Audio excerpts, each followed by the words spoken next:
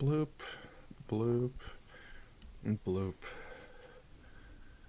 I don't know, man. Kind of get the feeling it's going to be one of those going to have to launch YouTube kind of days.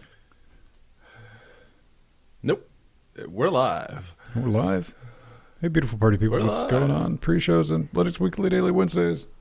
It's a thing. It's terrifying. Indeed. I'm scared. No one hold me. Oh, there it goes. Give me a hug. No.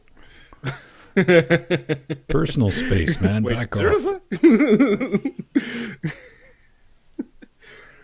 Oh, man. Some people are huggy like that. I explained to him. I'm not like hug-phobic, if that's a thing. I'm not, but see, I don't need a hug. It doesn't do anything for me. It doesn't release endorphins. I'm like, now I have a person attached to me. Get it off.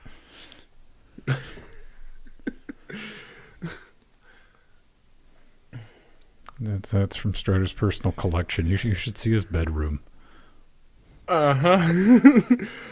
So, Strider, speaking of, I remember you promising you'd do something when I went into full HD.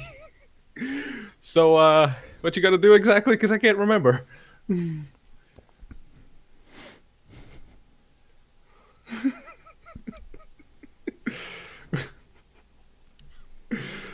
I honestly can't remember what he said he'd do, but it was something when I went into, it was either full HP or 16.9, he would do something.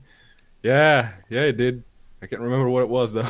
I do remember him saying something, but then again, I wasn't really paying a lot of attention, so it has that going for it. Get out of jail free on that one, Strider. 'Cause I don't really. Just like a buzzing noise. Yeah, it was definitely something sexy in nature, but I can't remember what.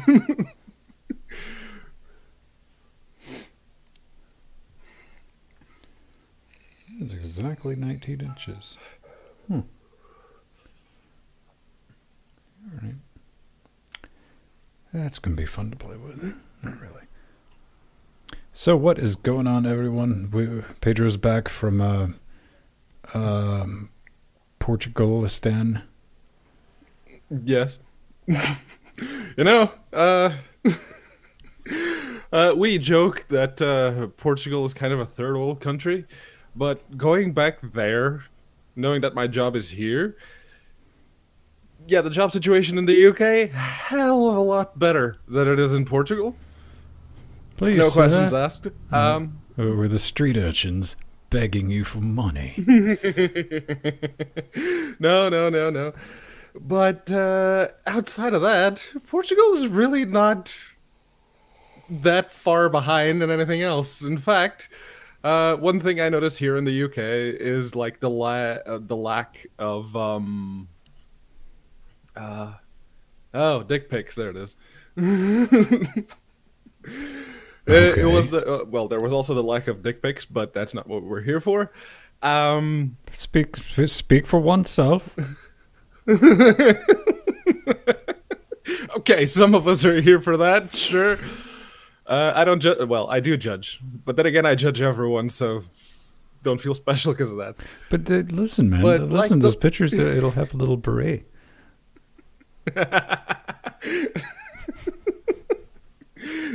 It would have to be a really small beret. Oh, deep cuts. At least in my case.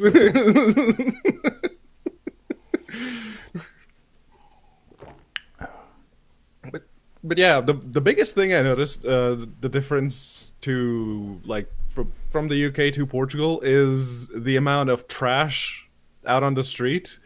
It's everywhere here in the UK because there are like no public trash cans anywhere. You find one like at the entrance of a park, and not all of them have them. While in Portugal, they're literally once every other light pole, basically. So yeah, that's a noticeable difference. Well, you got to get like a little wheelie bin and carry it around with you. Yeah. Get one with like a long handle so you can just carry it to work. There you go. You can put your tissues in there. Can walk it, get a leash. Because I get off the bus with my pocket full of like used tissues that I need to just drop into the trash can the moment I get into the building. Someone don't take that out of context, please. I'm not a bus wanker. Don't get any ideas. Someone's going to have fun to do motor transportation. Yeah, someone did. There was a bit of news that a couple was getting jiggy with it in the top deck of one of the double-decker buses. I can't remember if it was in London or here in Cambridge. It's one of the two.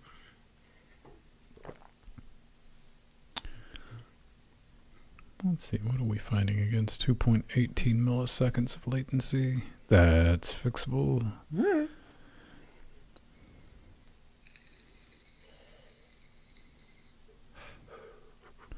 I'll be doing that Friday, hopefully.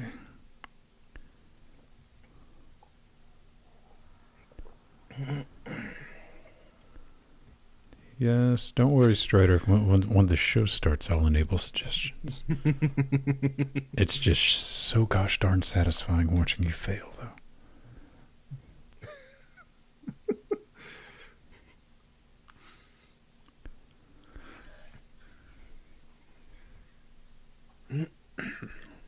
We are getting ready, ladies and gentlemen, boys and girls. I'm just sticking some last things together. The train ride from the airport here. Mm-hmm. We like got off the airport, went to the terminals like at the bottom level of the airport. There's like the train terminal, and we bought the tickets. We got on the first train to I can't remember, weird name place. No inspector, no conductor, no nothing to check our tickets. Got onto the next train, the one that actually came all the way to Cambridge. No conductor, no nothing. Got out of the train, and here in the UK, when you finally want to get off the station, you need to have your ticket to like slide it into the machine, and it lets you out. There were like the two security guards. It was like almost 2 a.m. when we got here. And one of the security guards was like, "Those idiots left the gates open." And we turned the corner, and every single gate was open. That was a waste of money.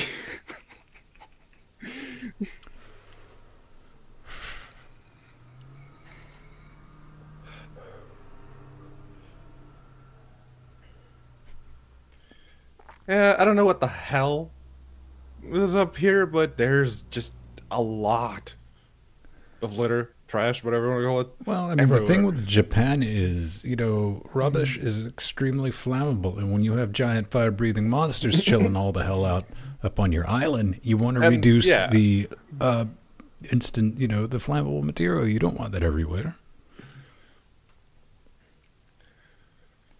Fire-breathing monsters and the robots that shoot lasers. Because we all know that anime is a documentary.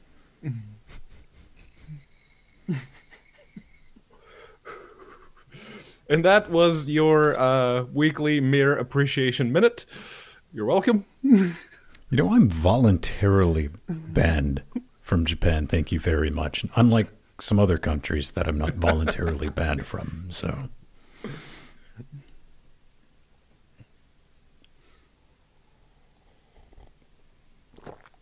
All right. Oh, got warm, delicious tea inside of me. No, over here, the kids, well, on this road, it's mostly rich kids just driving their ATVs up and down the street, making a racket the whole time. Mm-hmm. Not jealous at all.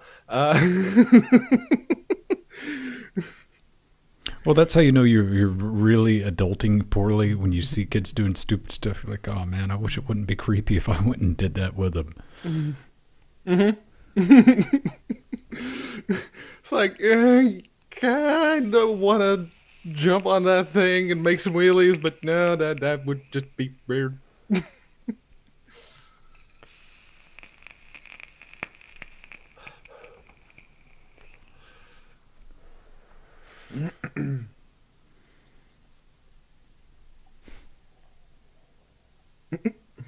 Oh, was that me or when he first met Strider?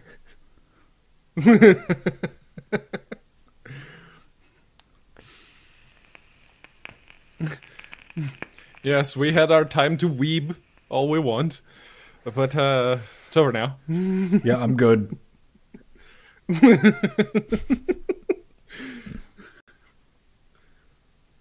There's an Attack on Titan bundle. Ah, for People, the book mangas. bundle. Yeah, I saw that. If that's your thing, I don't know. I'm all caught up on the Attack on Titan mangas. I don't know. It's They like, haven't is put that the out weird one giant in ones a with the long muscle time. robots? I was like, yep. All right. That is the entirety of my knowledge for Attack on Titan. So I remember watching the anime, and it's like, okay, a little bit of spoilers if you haven't seen Attack on Titans, go do something else for the next 45 seconds. But, like, episode 5, they just kill off, quote unquote, the protagonists. Like, holy shit, they went there. All right. there's a new anime series on the Netflix. What's it about? Devil May Cry? No, it wasn't Devil May Cry. It was Castlevania? no. It came after Castlevania. Castlevania was all right. I can't remember the name of this. This just came out like a couple of weeks ago. I've been meaning to watch it because it keeps like showing up in my recommended. Anyway, it's there. I saw Castlevania. Yeah, Castlevania was alright.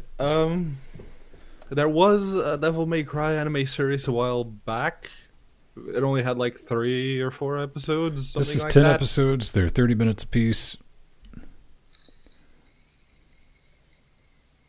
It wasn't Death Note. I'll find it.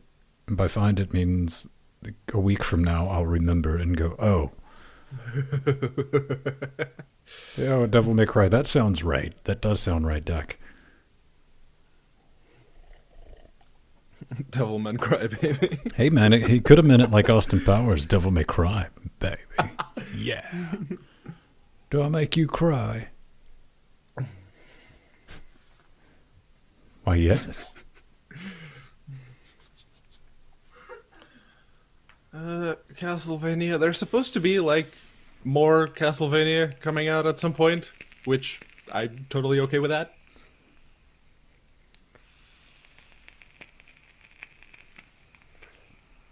And Voltron, I've watched a couple episodes of it. I can watch it. It's one of those things. I'm not diametrically opposed to it. It's one of those things I'd watch, like free time watching. Don't have a lot of free time lately, so kind of skipping on that. It might fill my Agents of S.H.I.E.L.D. because I've just quit watching Agents of S.H.I.E.L.D., man. I'm just like, yeah, no. No. Still haven't finished the first episode of the first season.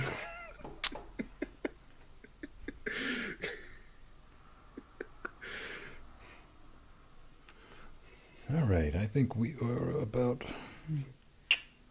Redamundo. Yes.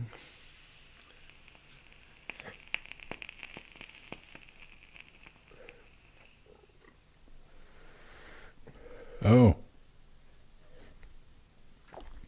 So, Dak, you're kind of like Jesus? It took him 3 days to respawn.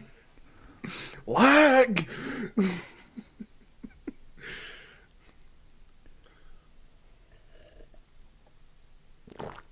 All right. Oh, yay. I remembered to put the clapboard on top of that giant new piece of hardware. I don't have to take that out. Go me. Hashtag winning on that one. I'll take that. Devil Man, yeah. Devil Man Cry, baby. Okay. Let's do this. Yes. You start off. Okay. It works better, even though we don't really have the lag that we used to have. Still got a hot second, just like right when it starts pumping the data. So you launch it and. All right.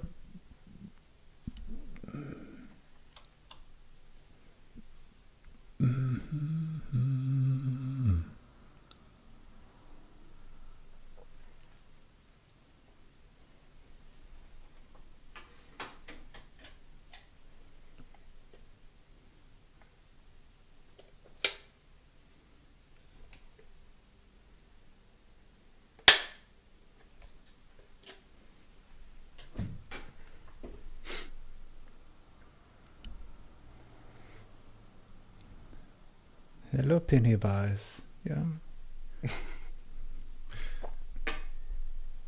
Jeez, man, this really looks like a sex toy, doesn't it? Oh, yes. Yes, it does.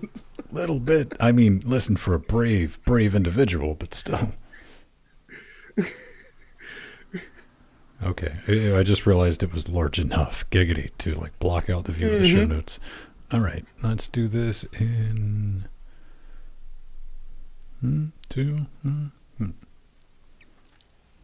Barcelona gets some penguins. Gideon Live uses all the threads. There's a new Raspberry Pi in town. And YouTube, wow, it did a thing. That's right. It's another great day for Linux, everyone. So let's go. Yeah.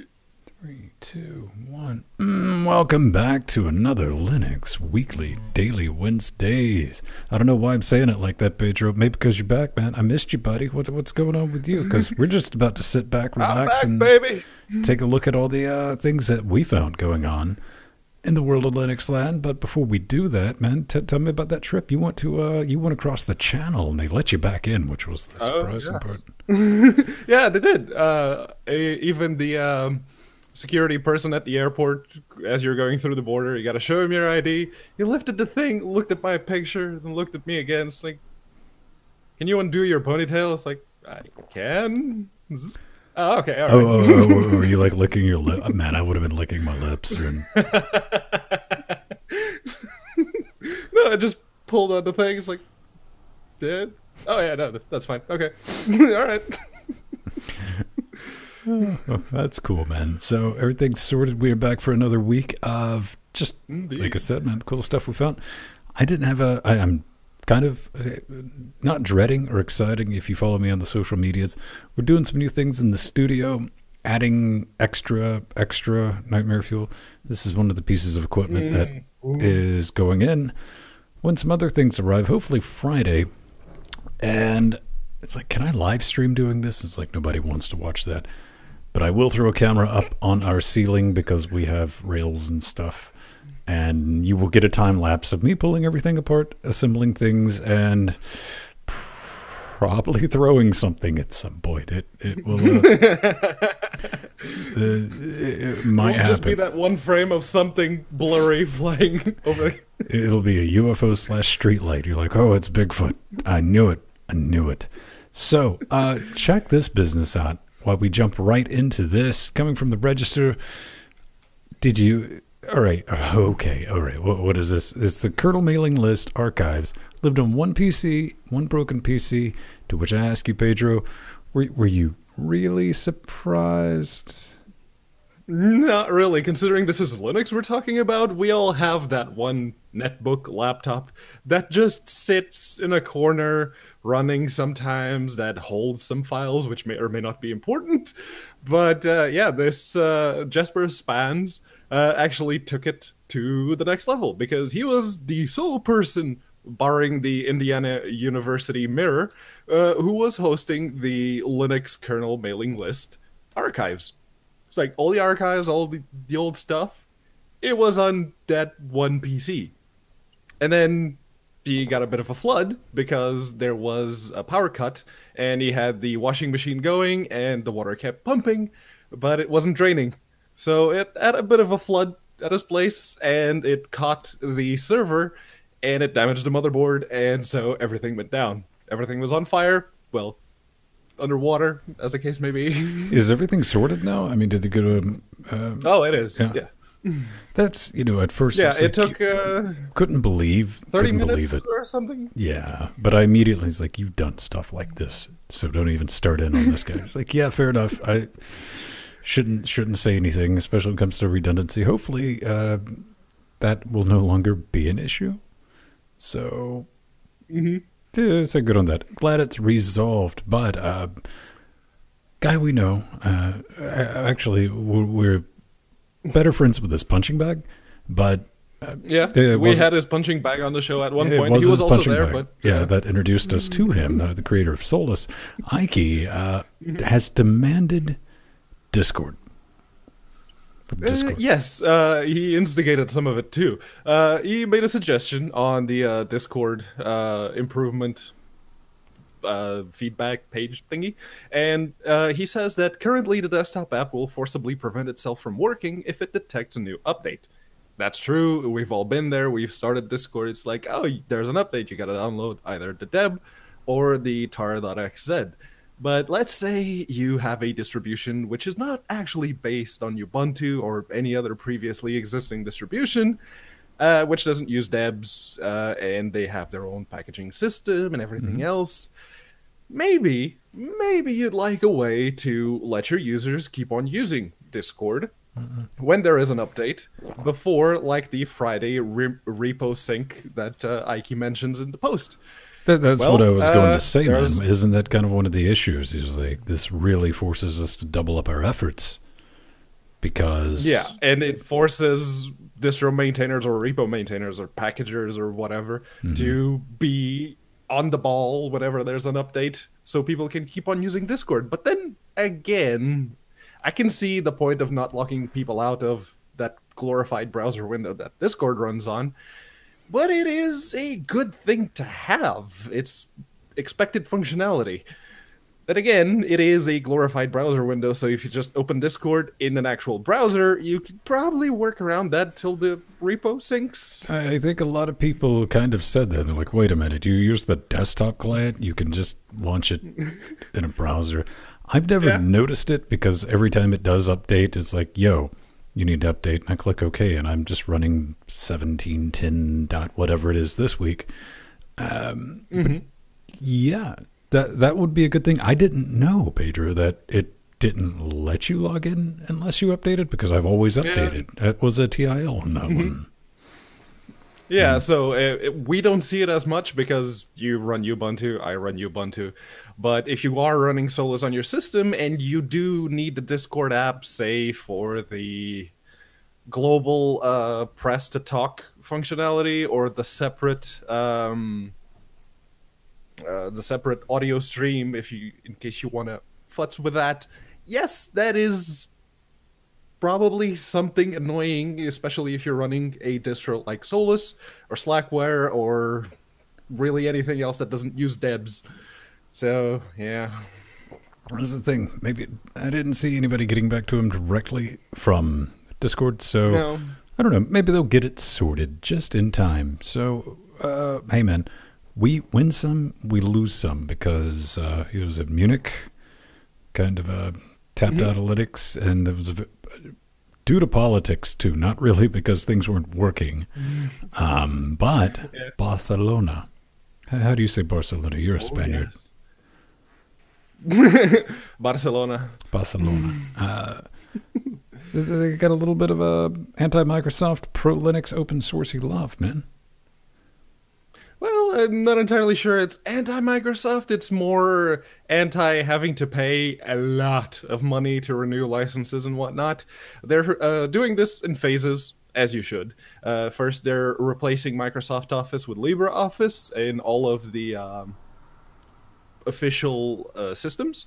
And then they plan on moving to a Linux distro which can run everything, and there's speculation that it may be Ubuntu. There really hasn't been any sort of confirmation, but people are pointing at Ubuntu, and it seems to be the most likely candidate, and that is a good thing, especially when you take Munich as an example, because Munich, they developed their own distro, Linux, and that was like the one big technical sticking point was the lack of support, because it was a custom distro. You had to do everything by hand in order to upgrade, in order to update, whatever.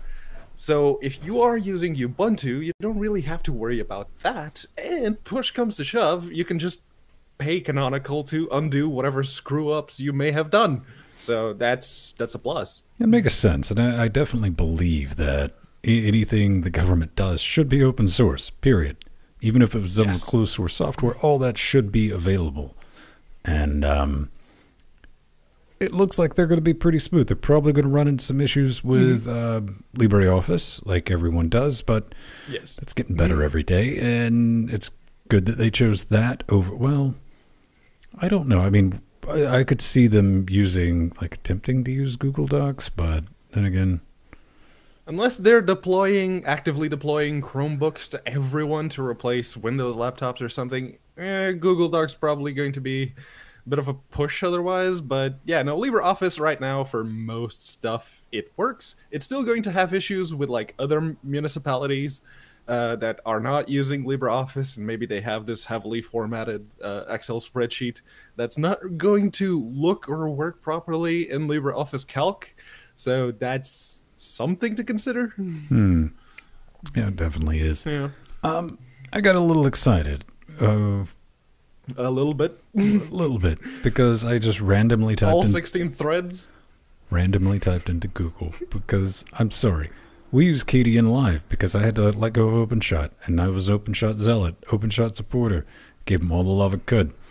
It just got to the point where it was too much of a tinker toy and a hassle. And I've learned to embrace the KDN Live.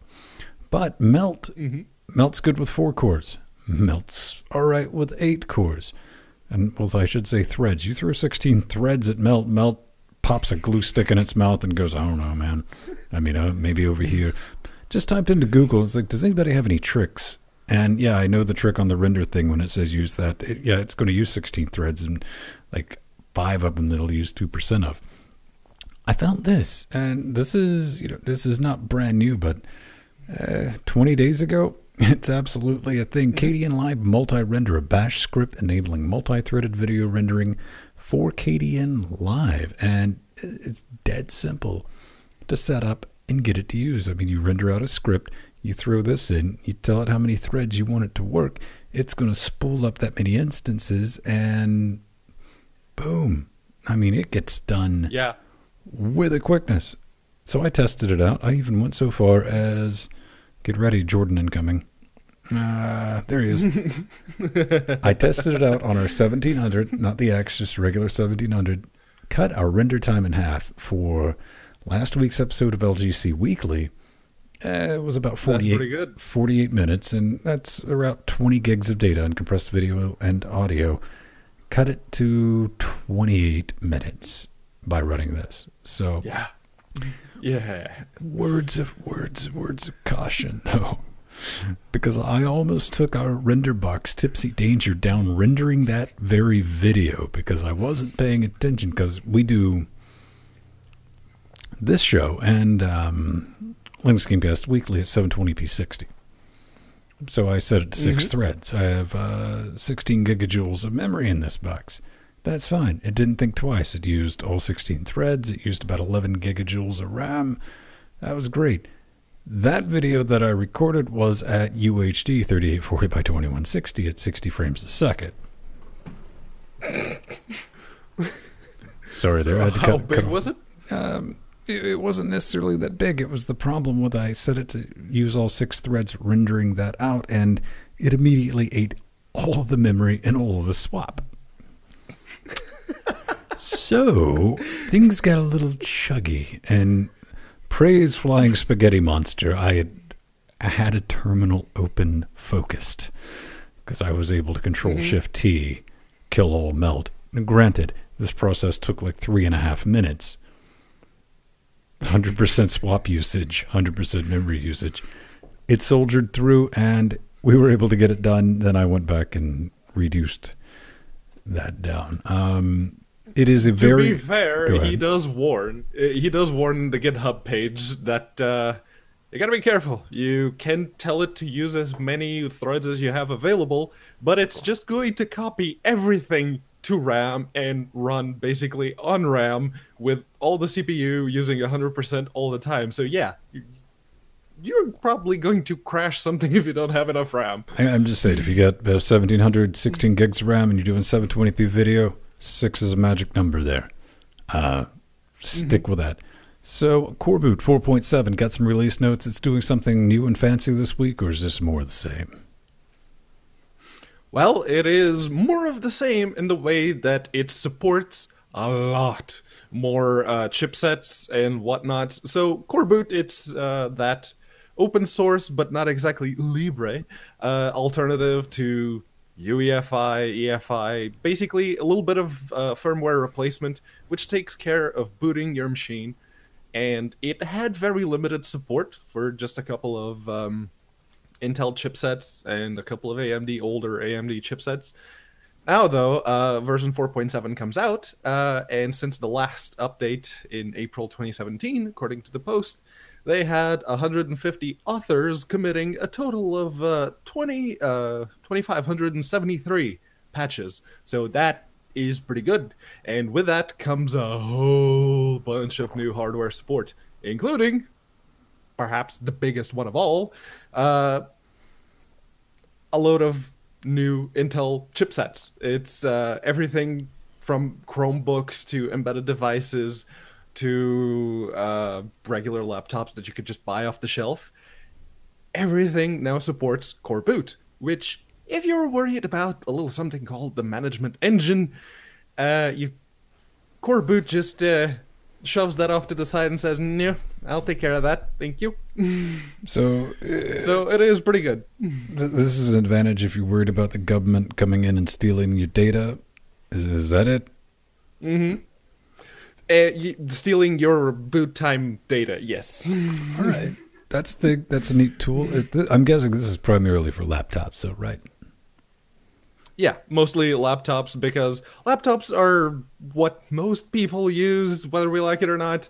That's the big selling point, especially Chromebooks nowadays. There's a lot of Chromebook sales happening. Mm-hmm. So yeah, just having that support is a big step up. They even have support for the Excavator series APUs, the Stony Ridge AMD chipset. Okay. So if you happen to have one of those laptops, which were like 2 of them, I think, you can now run Core Boot. Right on. And you could probably also run what is it? Photo shoots and wine. Yeah. Hey man, we're talking about this coming from our Linux, Reddit.com. You know this business. All of this in our show notes. Screenshots of Photoshop CC 2018 64-bit on the Linux. This is terrifying, petrifying, a little bit stupefying, and for me, this falls under the 2000% neat, Pedro, but kind of no thank you, because like right now, there's not really any GPU support. Plugin support's going to be hit or miss, because then again, this is wine, and then again, we do also have the ever elusive support, and I don't know. Am I alone? There's a hierarchy of. I try to avoid wine as much as possible. But something like Photoshop, I wouldn't trust to be reliable in any way, shape, form, or fashion. Even because, let's face it, running natively on a Windows box or a Mac box, it's not entirely stable there either. Nope. No, it is not. But it is, it's good to see that the Wine developers, the progress that they have made is actually enabling some people to do some basic Photoshop Creative Suite 2018 on 64-bit, just letting them run that on their Linux boxes. Now, they do suggest in the post that you use pirate portable builds, but, they say they're not recommended because you never really know what's inside, and that's actually a good thing. It's like, don't pirate your software. If you have a license and you have to use it, and you're running Linux, it's like, what exactly went wrong with your life, and at what point did you decide that was a good alternative?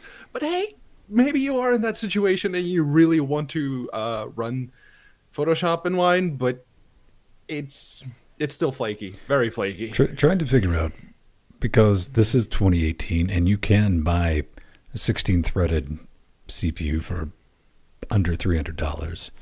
Unfortunately, the RAM's still stupid expensive and getting higher. Why not just run this in a VM? Yeah, that's actually the better alternative. Just pass your USB drawing tablet or the USB touch functionality of your screen to the VM. It's easy enough to do. There are tutorials for QEMU. I think both VMware and VirtualBox just let you do right-click pass a USB device. So yeah, just do that instead. I don't know. Send your hate mail to us. We would love to hear your feedback on that idea, because I'm sure we're both wrong. Guess what? Sometimes people are wrong on the internet, and I'm sure I'm about to step into it right now, because Thunderbird has begun work on improving its interface. You too can take part in this survey. They talk about their latest redesign, what they're doing, how it's coming together, some of the ideas. They want some feedback, and that's all well and good. A couple of pictures in here. But I do want to say this, because I do believe us diehard Thunderbird users, we kind of know that it's a dying product. I'm not just talking about Thunderbird itself, but the whole idea, the whole need for a standalone mail client is kind of going away. And I personally don't believe that, any amount of UX redesign is going to revive just that dwindling need for a standalone email client. Now, Pedro, correct me if I'm right, I kind of feel like moving stuff around and redesigning this will both anger and confuse the current user base that right now have a very legitimate, laser-focused use case for the product. But I would suggest this. Thunderbird, Mozilla, could you please update the spell check in Thunderbird to include words from the 20th century, please? Yeah, those dictionaries need a bit of an update. But it's the monorail guys. You may know them. They pushed out a tweet a while back that I think it was OMG Ubuntu that picked it up, and it's like, oh, this could be the new default theme for Thunderbird. And apparently they're actively pushing for that to happen. And yes, it looks more quote-unquote modern, whatever that means. And it has a... there's one thing I don't like about this particular theme, which is just how spaced out everything is. I am one of those diehard Thunderbird users. I have a theme which is actually, if you go to the full themes in the Thunderbird extras, there's actually a... that was funny, apparently. There's actually a... Listen, man, I'm just going to say that was an appropriate response to anyone who hears. I use a Thunderbird theme. You should be laughed at. You should feel shame. It's a compact theme. It actually respects the GTK theme, whatever you have it set to. But it makes everything much less spaced out. There's a whole lot less padding between all the elements in the UI, so that's good enough for me. This I just feel like it's wasting space. I don't know, man. I mean, I don't spend a lot of time looking at it. I use Thunderbird as is genuinely the first or second thing that gets launched every morning, along with Steam, Discord, IRC, and that's how, when we have so many email accounts, with our just show personal accounts, feedback, mail accounts, and all that fun stuff. I need it. It works. And I know a lot of people use it for calendar. Well, a lot of Strider is the one person left in North America that uses it for calendar. Go to them. Best luck. I mean, even if you change it too much, we can gotta change it back. Don't make it too confusing. And I think one thing secretly a lot of people still use Thunderbird for, they don't realize they do, is it's their notepad. I catch myself just open up new email, composing a new email a lot. Just like, I need to type something out real quick. Boom, post it. All right. Before we get into the slice of pie, I just wanted to give Quark a mention. No, we're not talking about DS9. We're talking about the world's first offline search engine for the internet. Cannot stop us from learning. Are your children learning the whole thing? I don't know. OpenGenius, world's first offline search engine, is offline code search engine presented by OpenGenius Foundation. You can now search the code for any algorithm and all that. It's a little above my pay grade, but it looked like a neat piece of kit, man.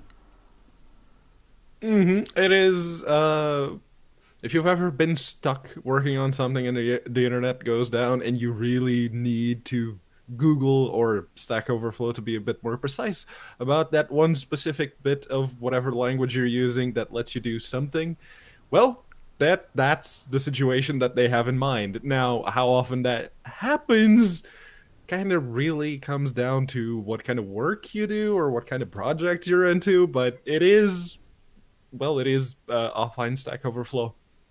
Well, it's not necessarily anything wrong with that, no, at the end of the day, right? No. No, and that could be the thing, man. I know a lot of companies and businesses are a little upset, like, well, employees, because Stack Overflow goes down. I was like, that's the new compiling XKCD.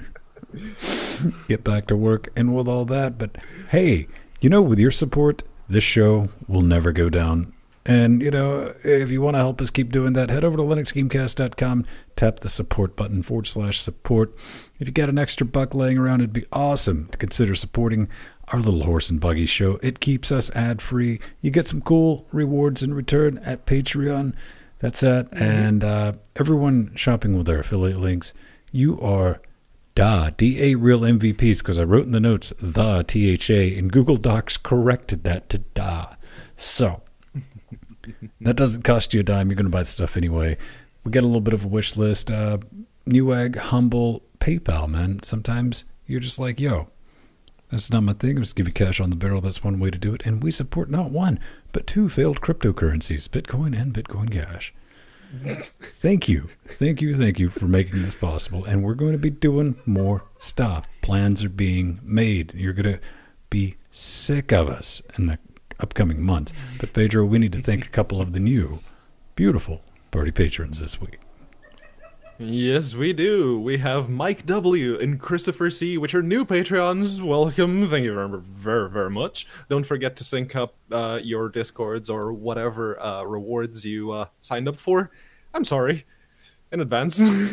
And we have a returning Patreon, Matt C. Welcome back. Thank you very much. I don't know why you left in the first place. Hopefully it was just a credit card hiccup. Everything's doing okay? No, he said it was 100% your fault. Okay, all right. That's fair enough. Well, then, see you later. Because I'm back now, so, yeah. All right. Yeah, again, man. Thanks, Mike. Thanks, Matt. Thanks, Christopher. Thanks, everyone in our Discord right now, because they are the ones hanging out, keeping us up to date and all that business. But as you just saw, it is time for that slice of pie, and it looks like it's got a little is it an M&M or the Skittles? I don't know. That's a lot of pie, man. It's an M&M. That's one of those peanut M&Ms, the good ones. Oh, okay. I'm going to get so much hate for that. Starting off with, all right, the first one is go for it. A new Raspberry Pi. Yeah, an actually new Raspberry Pi. Well, it's based on the Raspberry Pi. Oh, come on. This isn't a new Raspberry Pi. This is a Raspberry Pi with a body kit. Yeah, basically. It is the Raspberry Pi 0WH, which, what does the H stand for? That's a very good question. What does it have that's different from this Raspberry Pi 0W? The GPIO header. Mm-hmm. That's what it does. You have the GPIO pins back. That's awesome. Now, I get some of the complaints. Because, yeah, the Raspberry Pi Zero, because it was very thin, it was very small, you could fit it into smaller spaces, much lower footprint, so, yeah, that could be a concern. But if you still need that small footprint, the Raspberry Pi Zero W isn't going anywhere. You just get the Zero WH if you do want the GPIO header instead of just having to solder There is everything. something to be said, man, for having professionally soldered, ready to go GPIO pins out of the box. Yeah. So it's there if you want to play with it. Up next is, I don't know, man. How do I want to put this? This is really neat, but it doesn't explain why. This is one of my thought projects. It's like I really admire what's going on. It's the Kindleberry Pi Zero W. That's what I'm calling it. The Kindleberry Pi Zero W. Try not to think of dingleberries, everyone, now that you are. I mean, listen, this is neat. It's using an old Kindle, Raspberry Pi Zero W, battery pack, a keyboard, router, and adapters and cables, to which I'll reply, I mean, this is a neat project, but only if you like challenging yourself not to lose things. Because It's why would you want to use your Kindle as a screen though? I mean, it's supposed to be like the paper thing. I don't get. Okay, it's neat. I will give it that, but I don't get this one. they're I'm not the only one, apparently. Kindles. That's like the universal sign for I don't know, man. But they're cheap. You can get like a jail. Yeah. He does make a point that you want to make sure you have a jailbreakable Kindle, one of the older ones. A couple of quid on the eBays. And then again, they're e-paper too, so a full charge is going to last you until the eventual heat death of the universe. Pretty much. Yeah. I mean, I have the Gen 1 Kindle, the one with the like free Wikipedia access for life. I think I've charged that thing 3 times in, what, a decade? So... yeah, there is that advantage, but again... Why would you want to use it as I don't know, man. Listen, it's like, you know, tablets have on-screen keyboards, right? Yeah. Or you can get a keyboard case if you're feeling real adventurous. I don't know, man. I don't know. Maybe you have a really good idea of why that's a good idea, or maybe a more insane idea, and you want to tell us about it. How can they do that? Well, you can do that in a multitude of different ways, but the way that you're guaranteed to have us see it, and most likely feature it right here, is by going to linuxgamecast.com, you hit the contact button, or just add /contact, and you fill out the form. Make sure to pick LWDW so you can send us some feedback right here. There are other options. Feel free to explore them. We love those other options very much as well. Well, those options are good, man. They're also very funny. Well, they are. They're hilarious is what they are, Pedro. We even had... just sometimes it's perplexing because we also do a gaming show on Saturday. If you want to come watch that, Nightmare Fuel, is... Cause we try to make it very clear. We need 3 keys because there's 3 of us on the Saturday show. And a single key is useless, so we got to write it, but usually we just ignore it. Somebody sent us 2. And it was really awesome the way that they phrase it. It's like, oh, here's 2 keys. If you only need the one, feel free to give the other one away. You did not read what we wrote. No, I forwarded it to Pedro because if I were to reply, it was like, what is it like to be in the 21st century not be able to read? That's why I don't handle our PR stuff. So, coming in first. 1000 by Pandy to... I'm going to read this. I was actually made aware of this morning by reading this in our email. Were you guys affected by the new YouTube policies? ? Will this finally spawn a real I guess competitor spell, right? Think it will have a chilling effect on Linux YouTubers. In order, were you guys... No, surprisingly, we were not. I went and checked. Even though we're like in the middle of the month, we currently have 93,000 minutes of views in the last 30 days. Bonus soda. Will this finally spawn a real competitor? The only competitor... No, probably not. Will this a chilling effect on YouTubers? Okay, if you don't know what's going on, maybe you were like me this morning. I was like, really? What? Because YouTube didn't tell us anything, which ultimately turned out to be a good thing. If you have less than 1,000 subscribers or people watch less than something like 4,000, I'm making up numbers right now. 4,000 hours over the past 12 months. 12 months. Then they're going to demonetize your channel. I'm the wrong person to talk to because I got into the YouTube monetization 2010 when you had to apply. It took like 6 months. And if you were lucky, they let you in. Then they just started making it rain for everyone. Basically, you just had to create a YouTube channel and you would get monetized.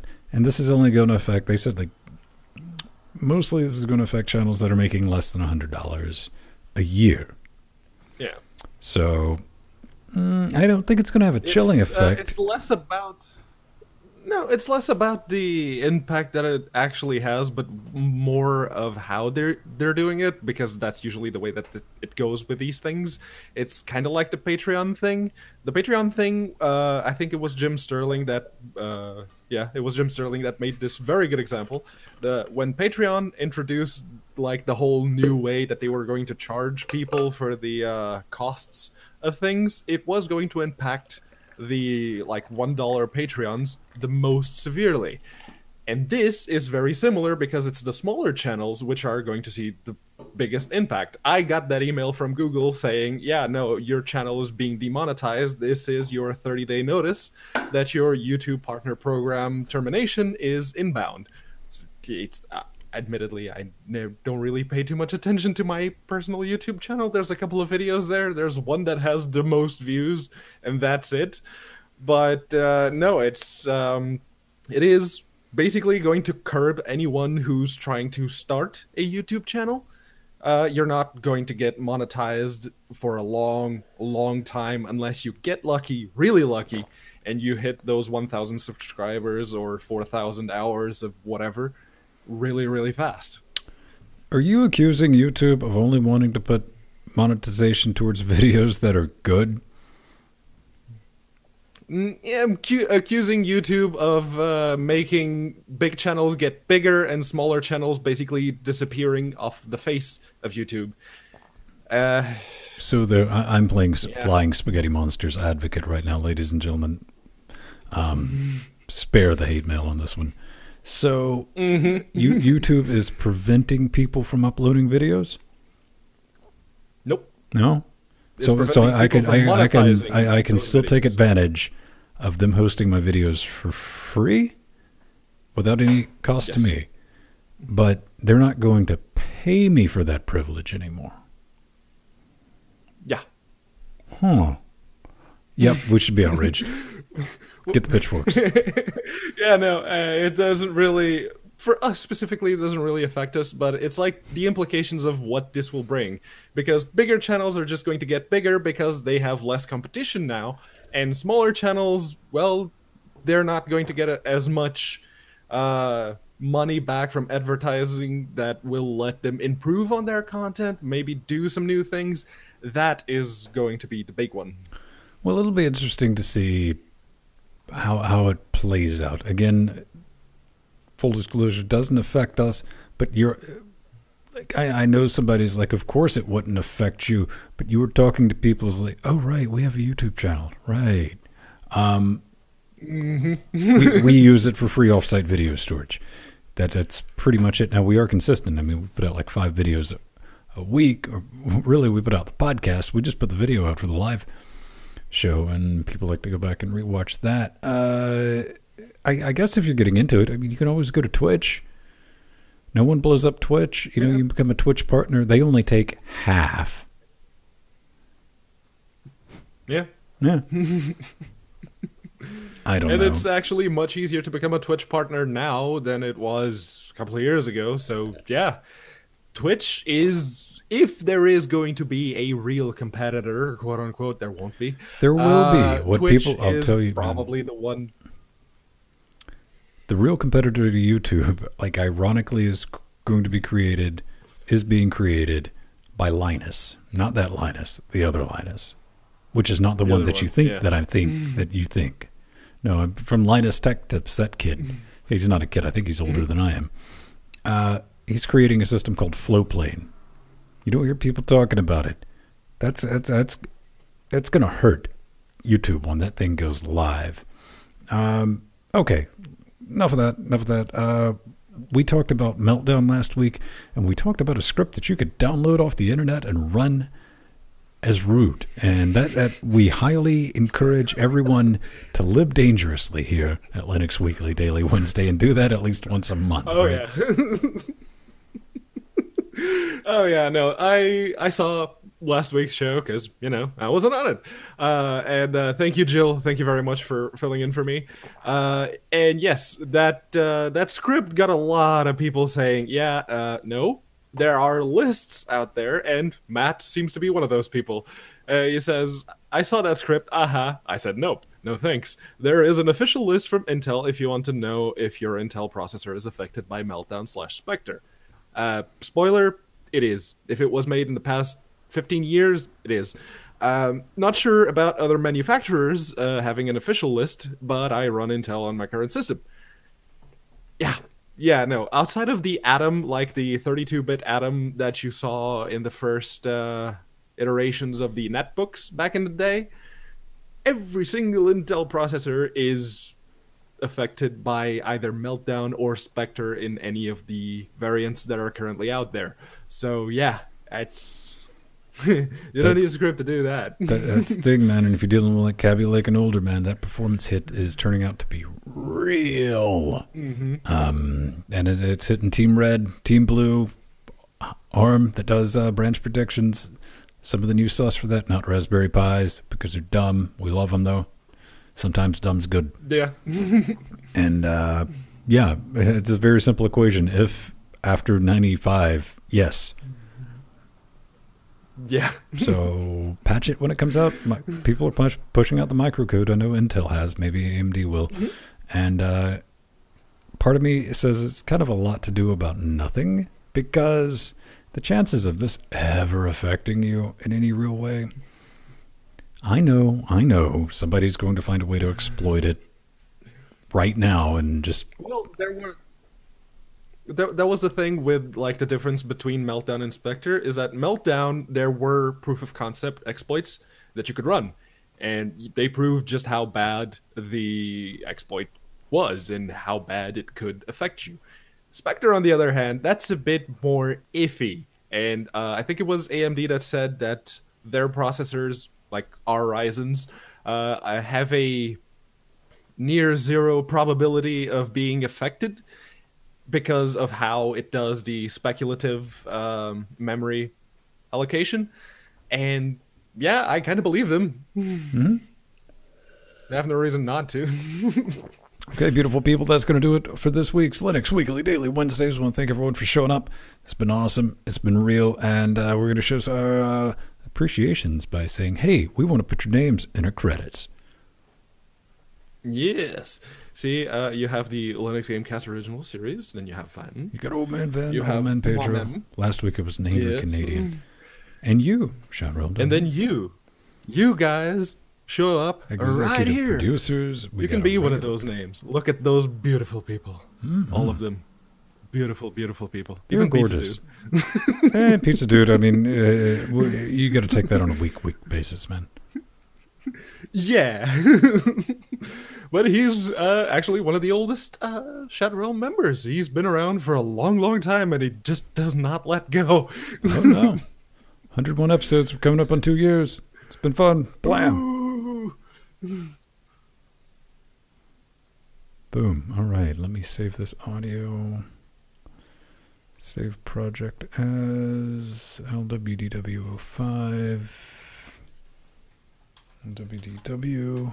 No, Katana. Nori is on the show. I mean, you can hear her laughing all the time.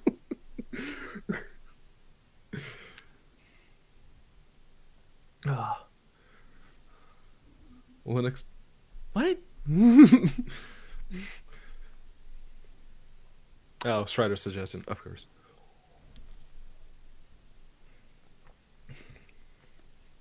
Oh.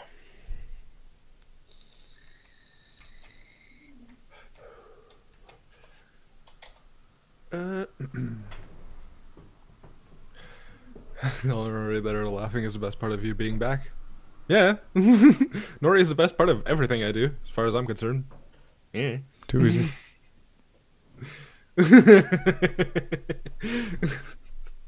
Low-hanging fruit, man. It's not worth it.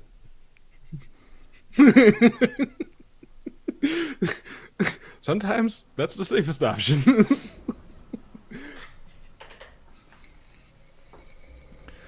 You guys are going to have to listen to my rattly fan because it done got cold.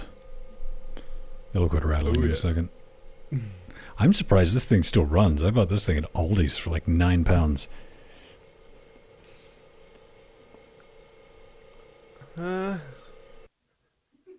Hasn't already hacked your computer with Meltdown yet? Well, She's using my cheapo laptop, the one that I upgraded the screen to a 1080p one, the Lenovo B5080. Um, I made sure that the updates got in when Windows pushed them out. Didn't have any of the issues that were affecting the Haswell processors that caused it to reboot. So I was a bit relieved of that. But yeah, no, got the Ryzen's now, so Meltdown doesn't really work on this box. Spectre might. Might. It's just, I don't know, man. I mean, I understand like legit paranoia and stuff like that, and people are like wicked concerned about the privacy. I'm not one of them. Then again, I've lived like, at least the past 6 years of my life as a public figure, so Mm-hmm. I tell you what I do anyway. What are you going to discover?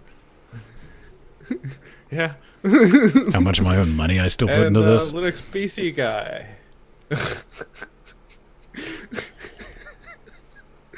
The Xbox 360 project, I have the mounts that I need to get everything properly off the metal bracket that the Xbox PCB was in, because I'm going to use that as a base. Now I'm just looking at Dremels to start hacking bits out of the metal frame so I can mount stuff to it. And I'm also going to have to template and sort of maybe make like a cardboard template of how I'm going to cut the actual enclosure, because the power supply doesn't fit inside, because the Xbox 360 it has that little, like, it's not a hump, it's the opposite. It's the Ladies and gentlemen, I'm going to do everyone a favor. What Pedro is trying to summarize is he realized it was going to be a lot of work, so all that business is in the closet right now. No. I can show you. It's right there. Oh, I knocked the other camera down. See, there it is. Ladies and gentlemen, the parts. to summarize, the closet was full.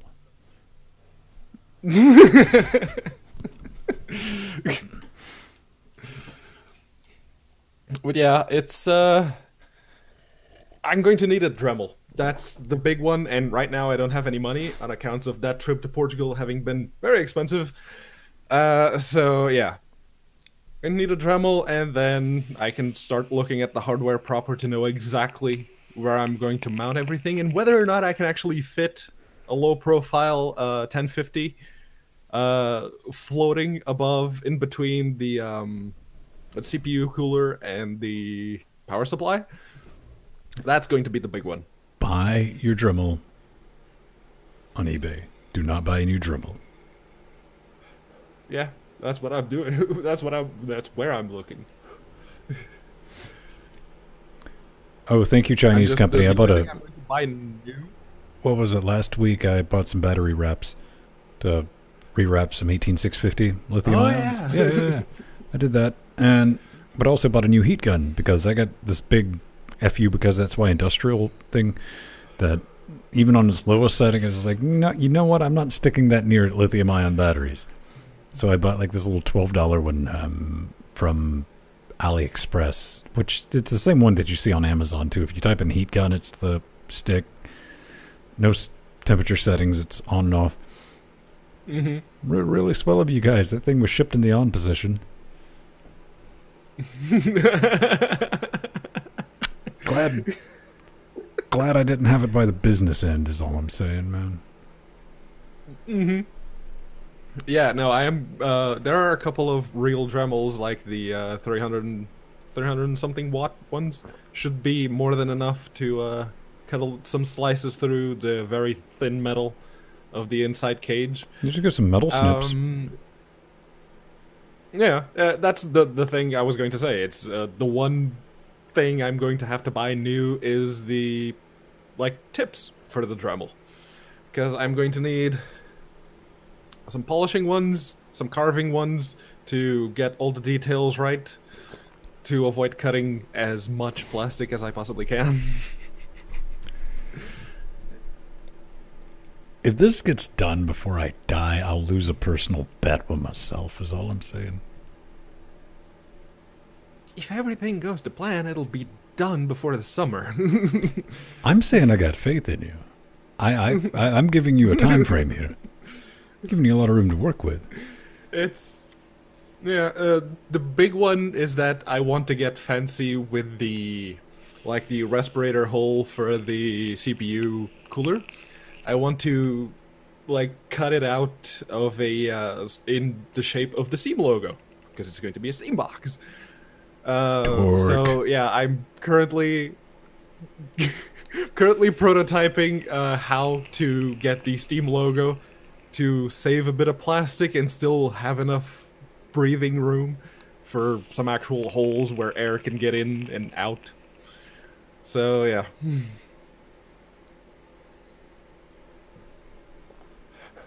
The universal tool used when the term tool is not enough to describe a person.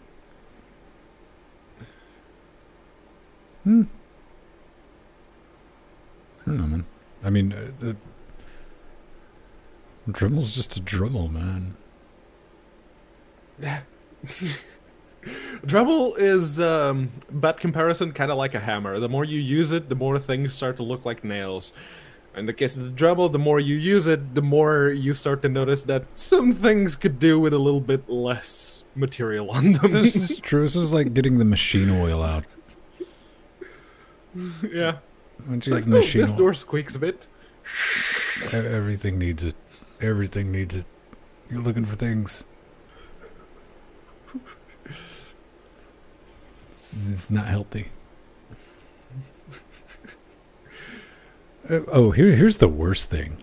Maybe some of you at home have experienced. Have you ever accidentally put a clean spot on something? No, hear me out. Like perfectly clean. I have high traffic linoleum floors, right? In the kitchen. I put them down myself because I don't trust me in hardwood floors in the kitchen. And I eventually would like to sell this house at some point. And yeah, I drop knives, okay? And it's like it was fine, but then I'd sprayed some high-test bleach or something that I was going to smear around, but I forgot about it, and I came back sometime later, and it put a noticeably different shade of brighter on the linoleum floors. And I was like, wait a minute. That's what I mean by accidentally putting a clean spot. I was like, damn it. So then I had to go get the insecticide sprayer and fill it with that stuff and spray the entire floor and leave it. I bleached my linoleum tile and made it a shade it wasn't supposed to be. I get a bit antsy when I have spots on my monitor, and then I clean it off because I drool a lot. So sometimes there'll be some saliva that flies towards the monitor, and I'll clean it off, and then I start to notice all the other specks around the monitor. That's when I break the Shaving brush. I'm telling you, man, horsehair shaving brush. Yeah. Static free. I have this perched on the best thing for cleaning electronic devices in here in the studio, and dusting a glass desk. Tesco's branded microfiber cloth is Right on. what I use for everything. I bought a pack of 4. I think I used a blue one until it was brown, basically. Wait a minute. I'm currently going through this one. Yeah. Trust me, we all have the kill me rag, the rag that just prays for sweet release. I have one of those in a pail upstairs that I use for if I'm going to be using anything industrial chemically on. It's I go get it. It's that one. I used it to clean everything. The inside of the case for this box, the screens, the little coil. When I took the coil apart, I used it to clean all the little teeny tiny bits. I used it for everything. Trugs, man, do not buy canned air. Buy the little desktop sized flour chemical sprayers. They got adjustable nozzles on them. You just pump them. Don't put anything in them. Canned air, man. Easy peasy. Done. I haven't bought canned air in years, and they're like $6.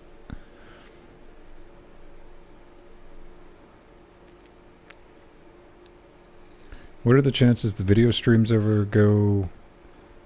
Phrase that in the form of a question, man. There's a comma missing and a question mark missing at the end. Outside of that, it is a question, yes. Huh.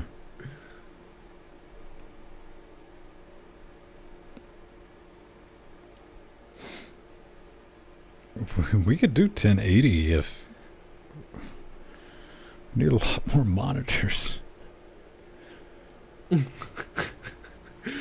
Let's see. That was something see, that's like nightmare fuel. If we did a streams. Stack of like 1080p monitors, we could do like everyone, you know, like a 4-monitor thing like that. Then I could capture the input. And I entertained that idea for a minute. It's like, you know what? No. Could we do it? Yeah. What I do have to break down and buy is that Acer monitor before it's out. I think there's only 4 left in stock, and I'm pretty sure they're not going to get restocked at that price. The certified refurbished. I'm going to wait until there's like 1 left. I really don't want an ultra-wide monitor. It's just a principle thing.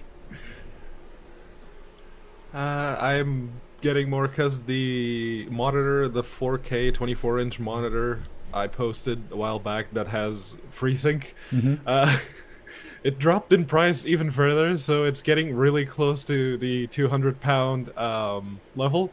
And if it hits those 200 pounds, I think I might just have to buy it. Then I get to play with high DPI, because at 24 inches, I'm gonna need it. Yeah. I'll tell you one of the fascinating things about like building out the studio that I learned. It's a very interesting experience to spend money on stuff you don't want.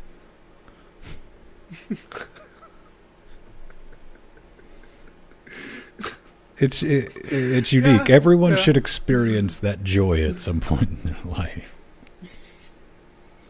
Joy. PB Zip 2 is the thing? All right.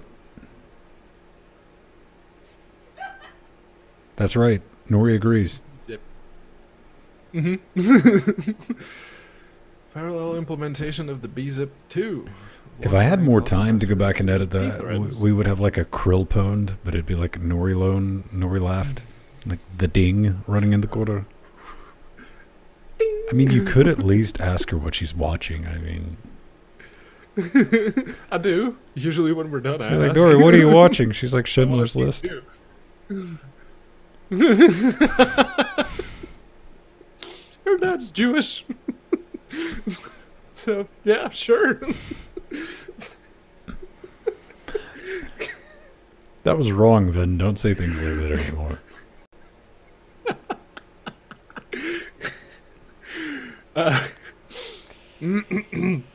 Well, if we get some hate on the unedited full live stream, you know what to expect. I don't know, man. I've seen that movie a couple times. I don't like that it was stylistically done in black and white. I mean, I was like, Movies we need to watch. I still got to see Disaster Artist. I need to see that, and I need to see...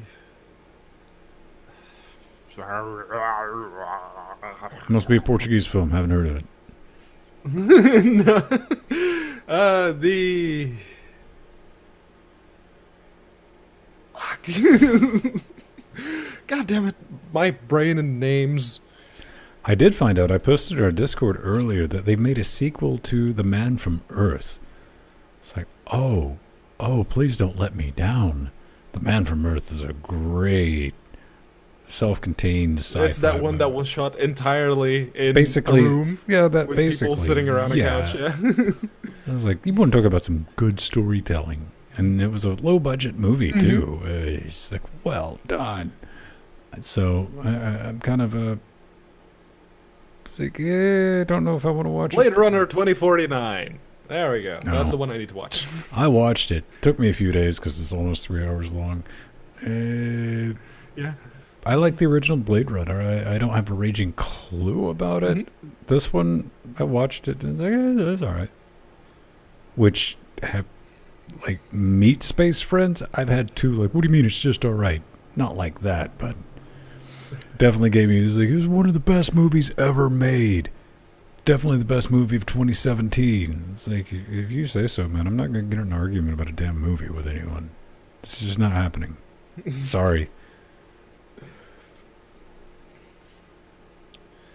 Yeah, we did see Star Wars. Me and Nori, we went to see it. The more Star Wars sinks in, Christmas. the more mad I am about it. It was very formulaic. Didn't hate it, but you could tell the set pieces.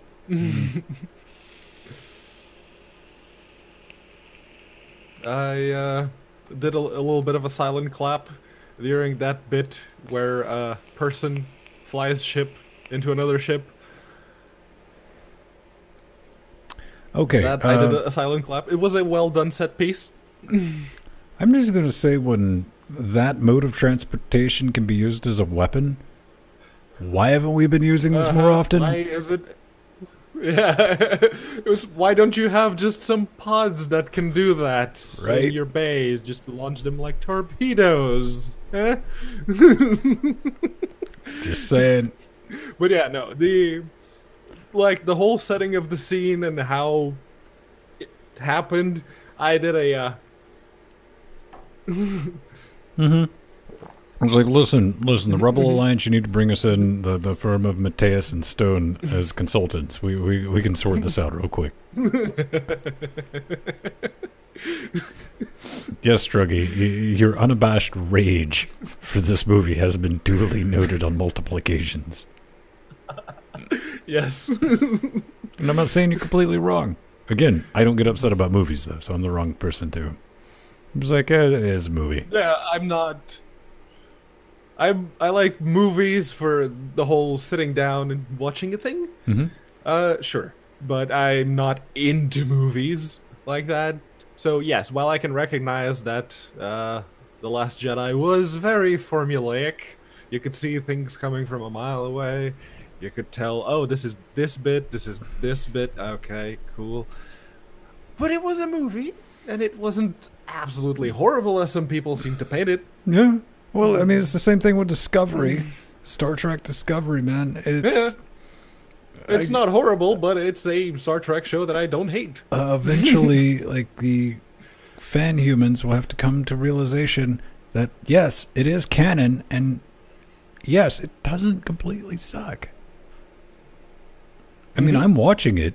CBS got my coin back. And you need to fix your video player, CBS, because one week it works fine, next week it is DS. And listen, I'm going to watch it anyway, so I just pop over and get the other version of it.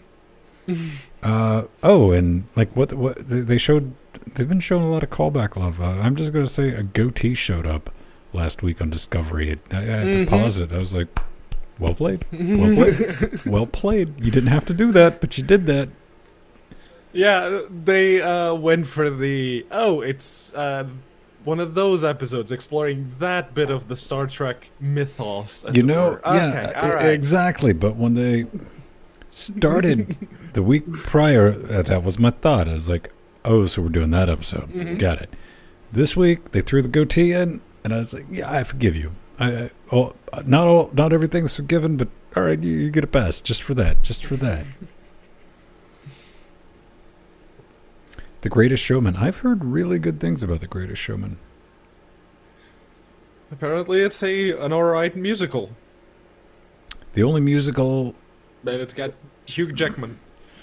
It's going to be difficult. The only musical I can sit through and/or perform in is the Rocky Horror Picture Show, which I've done both. I performed in Rocky Horror Picture Show stage plays more than I watched the movie, but Outside of that, I can't think of any musicals that I can really tolerate. I'm sure they're out there. I just haven't seen them. Sweeney Todd, the movie, the Johnny Depp, what's his face director? That wasn't terrible. For a musical, that wasn't terrible.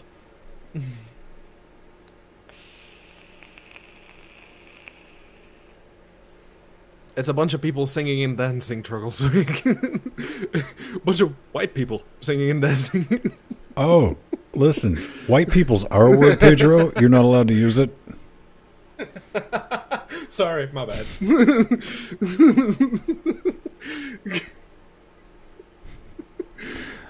That probably somehow pissed somebody off, man. I mean, is it...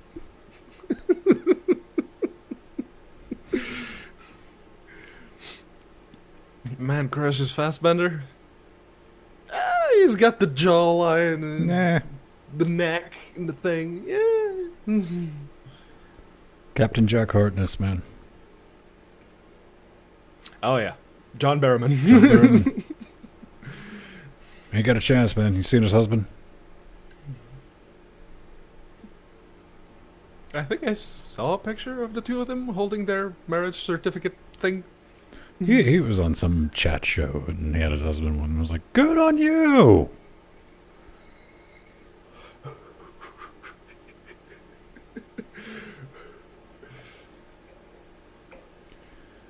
All right, beautiful people. I think we're going to spool this business down. I got to make the podcast and audio version, get that out and put it on the evil Doom Tube.